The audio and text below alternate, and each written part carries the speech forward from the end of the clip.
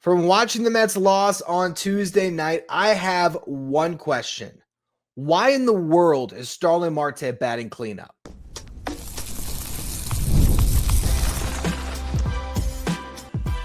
You are Locked On Mets, your daily New York Mets podcast. Part of the Locked On Podcast Network, your team every day.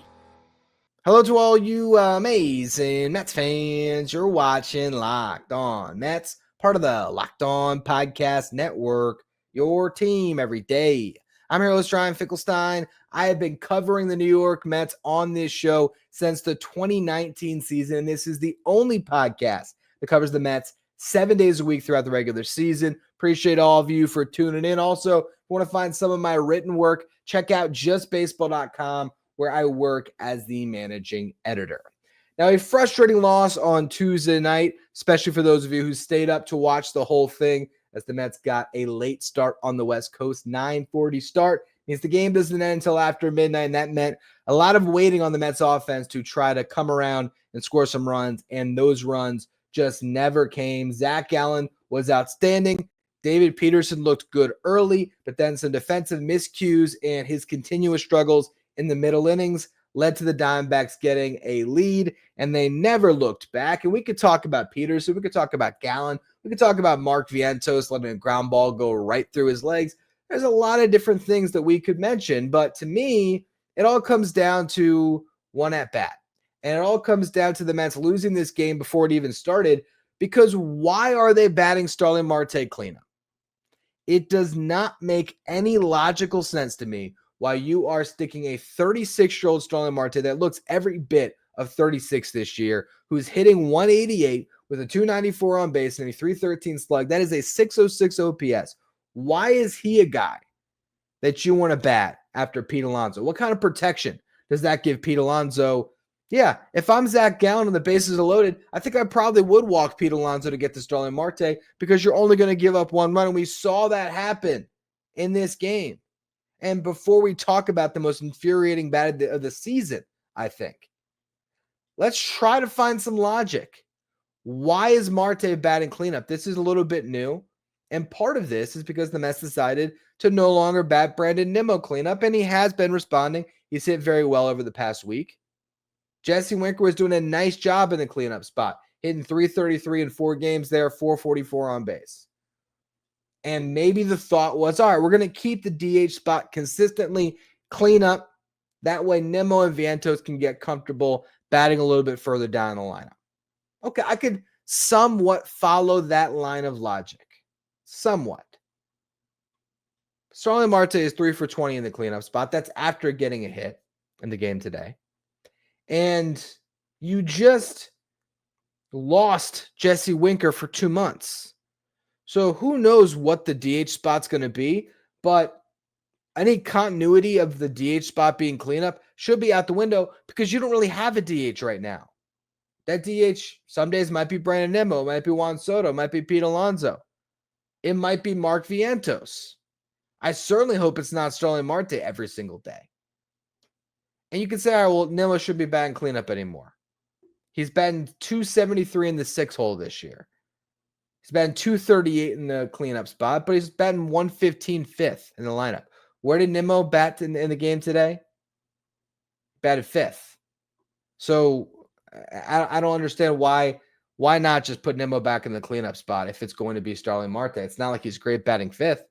Vientos has spent 7 games in the cleanup spot this year, hitting 292, 379 on base, 583 slug. Some pretty darn good numbers. 2 of his 4 home runs have come when he's batting cleanup. Was it a matchup thing with Zach Gallen? Is Starling Marte great against Gallen? 2 career at-bats. Nobody has really seen Gallen too much or had much success. I think Pete Alonso was the lone exception, but don't quote me on that. But regardless, I can't comprehend why the Mets were putting out the lineup card, whether it was Carlos Mendoza, the front office, or whoever is printing out that lineup. And they said, yeah, we'll go Marte cleanup. Why not? And you know what happens? Biggest at-bat of the game, and Starling Marte blows it. Zach Gallen was great. Don't get me wrong. He showcased pinpoint control in 6 of the 7 innings he pitched in this game. He allowed only 2 hits. One of them was an infield hit that came in the 3rd inning.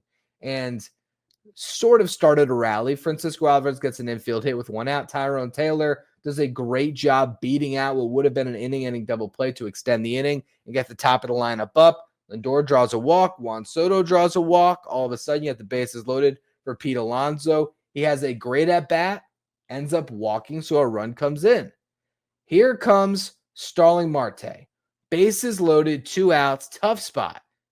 I'm not expecting or thinking that Marte has to get a hit, right? If he gets out in that spot, look, you're not always going to be successful. But what you can't do is keep your bat in the shoulder for 3 straight pitches. Let's look at what this at bat was. First pitch, if you're watching on YouTube, you'll see. Slider, low and away. Very well located pitch by Zach Gallen. I'm not going to be mad that he didn't get the bat off the shoulder there. But then a fastball, again on the outer half. He was clearly pinpointing that part of the zone because he didn't think Starling Marte was going to be able to reach out and get anything. Fastball up and away, but definitely in the strike zone. Marte doesn't swing. Then he gets a fastball low and away. Yes, a well-located pitch, but how do you not get the bat off your shoulder? Starling Marte with the bases loaded as the cleanup hitter just lets 3 pitches go by, just strikes out looking. Are you kidding me? That was the worst at bat of the season, and I don't think there's anything close. I really don't, because that's the game. The Mets were winning 1-0 at that point off of Alonso's bases loaded walk. If Starling Marte sticks the bat out and flares one over Josh Naylor's head for a base hit, the Mets are up 3-0, could be a completely different ball game. And yeah, maybe he hits the ball hard on the ground of the shortstop and the Mets get out of the inning. Fine. At least you got the bat off your shoulder, man. Come on. You can't tell me that Brandon Nimmo would not have had a better at bat or Mark Vientos wouldn't have had a better at bat. Heck, Tyrone Taylor's on a tear lately. Bet him clean up for all I care. But why is Starling Marte getting some deferential treatment that he's batting cleanup? It's brutal. And it doesn't make sense to me. Again, I could sort of justify it if Jesse Winker was healthy, and that's just what they're doing with their DH spot. But Jesse Winker is not healthy. Jesse Winker is not going to be in the mix for multiple months likely. So in the meantime, I understand giving Marte a little bit more run to see if he can hit himself out of his early season slump. But why don't you let him do that in the 7-hole, right? And let Nimmo bat cleanup or Vientos bat cleanup or Francisco Alvarez bat cleanup for all I care. I mean, the more I think about it, I don't even know who I would want in that cleanup spot less than Starling Marte of the 9 guys they threw out there. And I'd take Acuna and Beatty over him right now as well. I mean, yeah, I take Torrens over him. I think the only guy that's on the Mets roster right now that I would not want batting cleanup over Starling Marte is Jose Azocar. That's about it. Because Marte hasn't been good this year. And again, I get that he's going to play a little bit right now, and I don't know if Beatty is cleared and good to go yet because he did have the toe injury. Obviously, it wasn't severe enough that the Mets decided to call somebody else up to replace Jesse Winker, but maybe he's still day-to-day, and we just don't know that. But if Beatty was healthy and available, why not start Beatty at third base and Vientos at DH? And bat Vientos cleanup for at that point. Then you could keep the DH spot and the cleanup spot. Then I'm okay with it. If it's Vientos as the DH batting cleanup. And who knows, if Beatty was playing third, maybe that ground ball doesn't go right through Mark Vientos' legs, or in this case, Beatty makes the play. And instead of having a man on second base, nobody out in the 4th inning, David Peterson has one well-struck ground out, and maybe he continues what was 3 dominant innings to start his day before things sort of unraveled on that 4th inning with that leadoff double. Then he issues a walk. Then a pass ball where Alvarez just doesn't catch it allows the runner to advance to third. So you have runners at first and third with the runner obviously 90 feet away from scoring. Ground out scores the first run. Then Lourdes Gurriel Jr. doubles in the second run. Gurriel had a great game. He went 3 for 4. He also had a 2-run homer off David Peterson in the 6th inning. And the Diamondbacks were able to roll. Zach Gallen was great. Their bullpen held strong. Just a good team winning a game. I don't think that you take anything drastic away from this one. about the New York Mets. Yes, they're on a little bit of a rough string of games the last couple of weeks. That's absolutely true. If they lose on Wednesday, that'll be a brutal 2-4 road trip. That's not what you want. But at the same time, I'm okay with the fact that Gurriel had a good game and Zach Gallen was tough to hit. I'm not okay with Starling Marte batting cleanup, coming up in a giant spot, and not getting the bat off his shoulder and striking out on 3 pitches. So what I want to do in the next segment is talk about the cleanup spot. Do the Mets have an answer on this roster? When or where will they find one? I'll talk about it in just a second. First, though, quick word from our sponsors. Today's episode is brought to you by Wonderful Pistachios. Are you looking for a snack that's both delicious and nutritious? We'll crack into a good source of protein with Wonderful Pistachios. Wonderful Pistachios, one of the highest protein nuts. Each 1 ounce serving has 6 grams of protein, giving you 10% of your daily value. Plus, they're packed with fiber and better for you unsaturated fats to help you feel fuller, longer. Personally, I love the no-shells variety of Wonderful Pistachios. They're the perfect grab-and-go snack, whether you are hitting the road, whether you're on the golf course. I love to throw Wonderful Pistachios in my bag, and there's so many different flavors to choose from.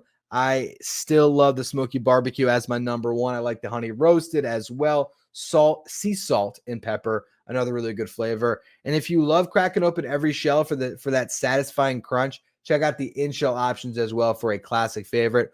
Wonderful Pistachios is a complete protein providing all 9 essential amino acids. Get snacking and cracking with the snack that packs a protein punch. Visit wonderfulpistachios.com to learn more.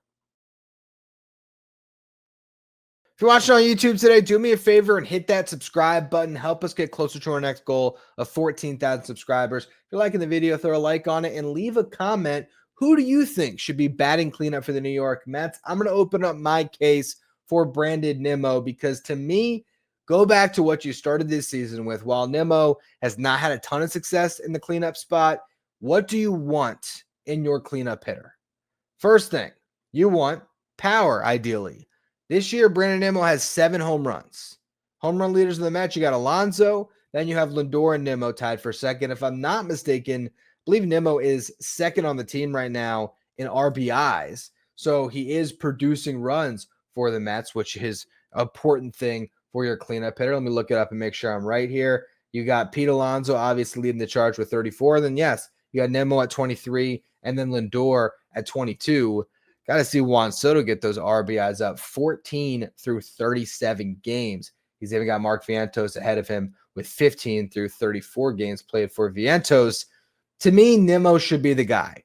And the reason that I feel pretty strongly about this is because I think he gives you the best at bat right now. And I think the bottom line with the Mets lineup is they should be stacking their best hitters. The better hitter you are, the more at bats you should get. That's why you see Lindor batting leadoff, Soto batting second, Alonso third. They are going to stick with those 3 guys. I can't see them, putting Luis Angel Acuna leadoff and then dropping everybody down a peg. I think the fans would love it. And you could make an argument for it if you want to go more old school, where Soto would be a more traditional 3-hole hitter, Pete Alonso, your cleanup hitter, and he has a ton of experience and success as a cleanup hitter in the past. But I'm not touching that top 3. I love those 3 guys getting at bats in the first inning of every single game. But Brandon Nimmo has still been a really good at bat despite the numbers not being there. And it's a little bit deceiving, but here's what I mean about Brandon Nimmo being a good at bat. For one, he's not striking out as much as he has in the past. 17.5% strikeout rate would be the lowest mark of his career since 2022. And that was the only full season he ever had a strikeout rate under 20%. His walk rate down a little bit, but still solid over 8%. And quality of contact, he's hitting the baseball ridiculously hard. This year, he has a hard hit rate of 59.4%. So nearly 60% of the time, he's hitting the baseball hard. That is in the top 98th percentile among hitters in Major League Baseball. His average exit velocity is 93.2 miles per hour, a career best in the 92nd percentile around baseball. He doesn't chase as well, hasn't this year at least. So you're looking at all these components. He is due to break out. We've started to see that. expected batting average and expected slug are metrics that you might not quite understand, but let me try to break it down a little bit for you. Expected batting average is a StatCast metric that measures the likelihood that a batted ball will become a hit. Now, how do they come up with that? Well, basically, StatCast assigns an expected batting average by looking at comparably hit balls in terms of exit velocity, launch angle, and on some balls, if it's a weak hit ground or sprint speed. And essentially what they do is they look at, for all the different similarly hit balls, how frequently those turn into hits. That's how they come up with expected batting average. And the same thing can be said for expected slug. They look at how often those hits are for extra bases. So when you look at Brandon Nimmo's expected metrics this year, his expected batting average is 270. His expected slug is 502. Both would really be the best marks of his career. His best X slug was in 2023, and it was a 453 expected slugging percentage, his best by far.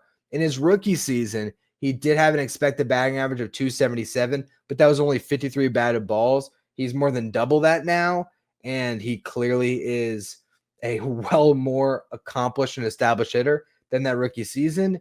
By quality of contact in a small sample, this is as good as Nimmo has ever been. Now, the results aren't there yet, and I get that. But if I have to bet on a hitter in this lineup to produce and to give a good at-bat behind Pete Alonso, at this moment, I think it is Brandon Nimmo, despite the fact that he has a 678 OPS on the season. He's only hitting 211. He's got 272 on base. I just think those hits are going to start to fall. The more you hit the ball hard, eventually it's going to find some real estate in the outfield and the infield, and you're going to end up seeing those numbers tick up. And we already have a little bit over the past week and change. I don't think that Nimmo is going to bat cleanup and just crumble mentally. But if the Mets do, stick Vientos in the cleanup spot. He's hitting 281 over his last 15 games. He obviously has power. I would prefer either of those guys batting cleanup over Marte. Really, anybody else on this team right now. I just don't think the Mets have a great cleanup hitter because Pete Alonso's batting third. They're missing that one other guy. If Mark Vientos is the guy that we saw last season, he could be that guy. Brandon Nimmo drove in 90 runs last year. He's a left-handed bat that breaks up the duo of Alonso and Vientos. So I really did understand why the Mets started the season with that lineup, and I think it is still the best one they can put out there. So we'll see what the Mets decide to do with the cleanup spot and with Starling Marte, because I don't know how you can justify too much putting Marte in the lineup when you have Luisangel Acuna and Brett Baty on this roster now. Guys that are clearly more in their athletic prime, who have given you better at-bats recently. Not Baty because he was just down, but before he went down, he was swinging the bat well. Acuna continues to hit. I don't understand why the Mets would bench Acuna 2 games in a row. I understand Gallen is tough on righties, but Acuna is a confident hitter. Starling Marte is not. So the more that the Mets can start Acuna at second base, for one, it improves their infield defense. But it also, I think, is lengthening the lineup. And so whether that means having Mark Vientos as a DH with Brett Baty starting at third, maybe that means Acuna starting at third and Jeff McNeil is starting at second base and Vientos is the DH. Whatever it is, I would start to lean into that a little bit. I'd be giving Vientos a fair amount of time as the DH for this team because I just don't see the value in running Marte back out there too much. I really don't. I get that you're paying him a lot of money. I get that he's the leader on this club. But at some point, I do think the Mets might get to a decision where they have to look at Marte and say, you know what? It's not worth keeping him on the roster. We'll see. We'll see if they ever get there. But for now, bat him lower in the lineup. That's my one thing. And now if you talk about today's game, late afternoon game, Kodai Senga versus Merrill Kelly, I think that the Mets should roll out a lineup that is Francisco Lindor, Juan Soto, Pete Alonso, Mark Vientos, Jeff McNeil, Francisco Alvarez, Brett Baty, Tyrone Taylor, and Acuna. And the only reason why I'm saying Vientos cleanup and not playing Brandon Nimmo is because Nimmo hyperextended his knee during the game. He was running a little bit awkwardly all night long. It's a day game after a night game. I would just play it safe. Give Nimmo 2 days off of his feet And I would roll Jeff McNeil in left field, Tyrone Taylor in center, Soto in right, around the diamond, Beatty at third, Lindor at short, Acuna at second, Alonso at first. And I guess maybe not Alvarez behind the dish, day game after night game. Maybe it's Torrens, but either way, that's how I would do it. And we'll see what the Mets can do in the final game of this series. If you win it, 500 road trip, and you split your season series against the Arizona Diamondbacks. If you lose, 2-4 road trip, and you lose the season series against a team that you very well could end up in a tiebreaker situation with at the end of the season, because that's what just happened in 2024. So a very important game for the New York Mets. Luckily, they had their ace on the mound. Kodai Senga has been brilliant this year, 1.38 ERA in 6 starts. Merrill Kelly's been very good too, though. Merrill Kelly gave up 9 runs against the Yankees, and every other start this season, it's been 2 earned runs or 1 earned run, and most of the time, he's getting through 6. So Kelly is definitely not an easy matchup. He's not quite Corbin Burns, and he's certainly not Zach Gallen, but he can make it tough on you. So we'll see how the Mets fare against Kelly. The bullpen, pretty rested. Max Kranick, Reed Garrett, Edwin Diaz. Those are the guys that I like to see pitch after Senga to close a potential close game. And hopefully the Mets can get the job done, go into their off day feeling pretty good, and then they can reset for the Cubs over the weekend, which will be a very tough test. I want to talk, though, to close out the show about a pitcher on the men. Paul Blackburn is getting close. Also, a big-time promotion in the Mets farm system. Nolan McLean is up to Triple-A. I'll go through those things in just a second. First, though, quick word from our sponsors. Today's episode is brought to you by Supply House. Get supplies from the site that's made for skilled trades, Supply House. Whether you're in plumbing, HVAC, or electrical work, Supply House is the reliable way to order products online. Their easy-to-use website is packed with helpful resources and the latest product info to help you get the job done right. Plus, with a complete inventory of over 200,000 parts from 400-plus top brands, you'll find exactly what you need delivered fast from coast to coast. Need help with an order? Supply House offers expert support and industry-leading service, so you'll always talk to a real person. And for trade pros looking for an extra edge, their free Trade Master program offers exclusive perks like a dedicated phone line, free shipping, and discounts on every order. Thousands of skilled professionals are already taking advantage. Now it's your turn. Join the Trade Master program today at supplyhouse.com/TM and start ordering plumbing, HVAC, and electrical supplies with just a few clicks. Plus, use the promo code SH5 for 5% off your first order. That's supplyhouse.com. If you're an everydayer for Locked On Mets, make sure you become a Locked On Mets insider. This is our texting service. We get updates from me anytime news breaks in the Mets. You can ask me questions anytime. Take part in our Locked On Mets sign photo giveaways and get the live graphic sent to your phone each day so it knows in the starting lineup without ever having to go on social media. If you want to be a Locked On Mets insider, find the link in the episode description. Go to subtext.com/LockedOnMets. Paul Blackburn may be a lot closer to returning than we really thought. He made a start in Syracuse tonight, allowed 1 run on 3 hits and 1 walk, struck out 5, and that was in 3 2/3 innings pitched. He got up to 54 pitches, 35 of them thrown for strikes. And what's really interesting, he made this start on 3 days rest. He pitched in Brooklyn on May 2nd. Through 3 innings, allowed 4 hits, 2 earned runs, no walks, 6 strikeouts. I believe he was over 40 pitches. And then he went back out 3 days later and throws over 50. So it leads me to wonder, what is the Mets' plan for Paul Blackburn? Last we heard, the whole plan with the rehab process was to get him up to 75 pitches and then make a decision on when you insert him, likely into a 6-man rotation. But I don't think the Mets should go to a 6-man rotation right now. I really don't think so. They have the off days throughout the month of May where they don't have to. So maybe Paul Blackburn pitches out of the bullpen. Maybe he's a guy that goes and is available after 3 days rest and can give you a lot of innings.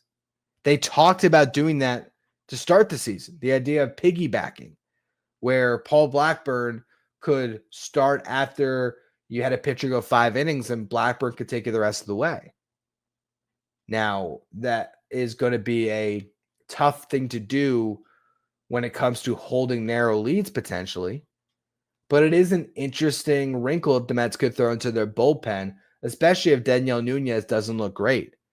Now, I think they want to give Nunez some rope, and that's where I just don't quite know how you make these pieces work. Can you extend out Blackburn's rehab where he throws, maybe it is on Sunday if they wanted to, on 4 days rest, they could pitch Paul Blackburn. And then you maybe have him go again next week, so maybe 2 more starts. But he's going to get to 75 pitches soon, which would mean he is ready to come back. And I don't know how they're going to fit him into the equation. I really don't, because all 5 of their starting pitchers have been good. All of them. You're not going to remove David Peterson or Tyler McGill from the rotation. Griffin Canning wins almost every time he steps on the mound right now. You're not going to touch Kodai Senga. And Clay Holmes has been very good as well. So I don't know how Blackburn will fit into the mix, but he is getting close to a return. Now, Nolan McLean was a big promotion over the weekend. He went from Double-A, and now he's getting the call up to Triple-A. In 5 starts this season in Double-A, he had a 1.37 ERA with 30 strikeouts and 26 in the 3rd innings pitched. Last year, he made 18 starts in Double-A, pitched to a 4.19 ERA at 81 and 2/3 innings pitched. So now over 100 innings pitched at the level. Makes sense considering how well he was throwing the baseball that he would get that out up to Triple-A, which now gives you a pretty loaded rotation in Triple-A because you have McLean, you have Blade Tidwell, who we just saw make his MLB debut over the weekend, and you have Brandon Sproat, the Mets' top pitching prospect, all in that rotation. Not to mention Brendan Waddell, who is still throwing the baseball well. I think he allowed 1 run in 4 1/3 following Blackburn tonight in Triple-A. So the Mets got some arms. They have plenty of starting pitching depth. The question is, how and when do they deploy that depth at the big league level, or do they even at all? When it comes to the prospects, there's nothing wrong with those 3 guys in Tidwell, McLean, and Sproat spending most of their season in the minor leagues, continuing to work on their craft. For whatever reason it is, the Mets seemingly just can't figure out how to get their pitching prospects to have success in Triple-A. So we'll see how McLean is in that regard.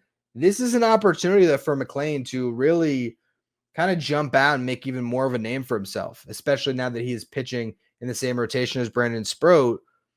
I almost think that the separation between those 2 guys is not quite as large as you would be led to believe based on where Sproat entered the season in terms of top 100 lists and how he was regarded as the best prospect in this Met system. Nolan McLean's getting close. He has a really good sweeper, just the ability to spin the baseball naturally really well. He's becoming more refined as a pitcher, and I am very excited about the upside that Sproat and McLean provide this rotation this year, sure, but more in the future. Once you get into the 2026 season, these guys could be huge parts of the Mets. And I also wouldn't be surprised if this year the Mets decide to short one of those guys up and pitch him out of the bullpen in the stretch run if they need an arm. For now, though, you let those guys pitch, whatever it is. If it's every 5 days, every 6 days, who cares? Let them get their work in Triple-A, and hopefully they start to have plenty of success. And they could at some point force the Mets' hands. But I just want to see one of these pitching prospects have a long series of starts in Syracuse where they aren't getting blown up every single time. But it seems to be a very tough ask because for whatever it is, if you're not Christian Scott, who had a really good season last year in Triple-A before getting his promotion, and then even when he got sent down, he still had success. If it's not Christian Scott, none of these guys seemingly can pitch at that level. Brandon Waddell can, but some of these other prospects just haven't been able to get the job done. Sproat and Tidwell both have gotten off to rough seasons. Last year, it was Tidwell who was brutal there. It was Mike Vassell and Dom Hamill that were brutal there. It was just a disaster. And Brandon Sproat came up at the end of the season and he did not have success. So we'll see how Nolan McLean handles this promotion. I'm going to be very curious to watch his first start in Syracuse. And we will go from there. But that's going to be all for today's edition of Locked On Mets. I appreciate all of you for tuning in on tomorrow's show. I'll break down the series finale between the Mets and the Diamondbacks.